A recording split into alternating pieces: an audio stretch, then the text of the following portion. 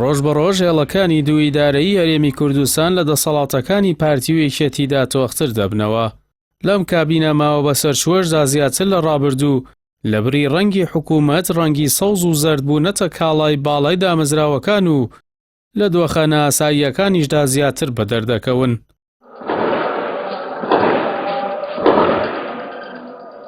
لە دوایین پێشاتدا دەستەی مافی مرۆڤی کوردستان ڕاگەیاندراوێکی لەبارەی ڕووداوەکانی هەفتەی ڕابردووی لالەزار و پێشاتە ئەمنیەکانی سلێمانیەوە بڵاو کردەوە کە تێیدا جەختی کردەوە لەوەی دەستگیرکراوانی لالەزار بێسەر و شوێن و هیچ سۆراغێکیان نییە و دەستگا ئەمنیەکانی سلێمانیش ڕێگەیان نەداوە سەردانی دەستگیرکراوانی لالەزار بکەن.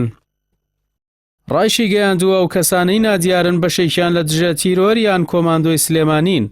ئەو ڕێگە نەدان و زانیاری پێنەدانا بە کەسوکاریان و دەستەی مافی مرۆڤ گومان هەڵدەگرێ و ئەوەمان پێ دەڵێتە و کەسانە ئەشکەنجە درابن و توند و تیژی لەگەڵیان بەکاراتبێت لە کاتی دانپێدانان بۆیە نایەنەوێت کەس بیان بینێت.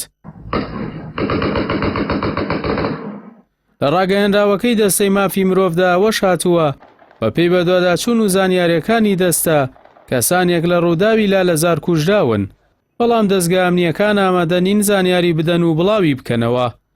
ئەوەش دیسان گومان دەخاتە سەر شێوازی کوشتنیان.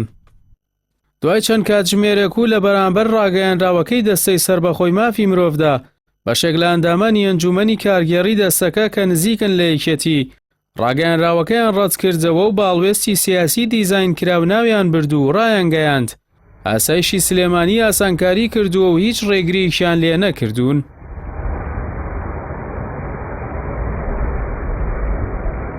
ئەو ئەندامانەی دەستەی مافی مرۆڤ بێ ئەوەی ناوبێنن ڕاستەوخۆ پارتیان تۆمەتبار کردووە و دەڵێن ڕاگەیاندراوەکە تەنیا بۆ چوونی لایەنێکی سیاسیە کە ناوی دەستە بۆ ئامانجی سیاسی خۆیان بەکاردەهێنێت.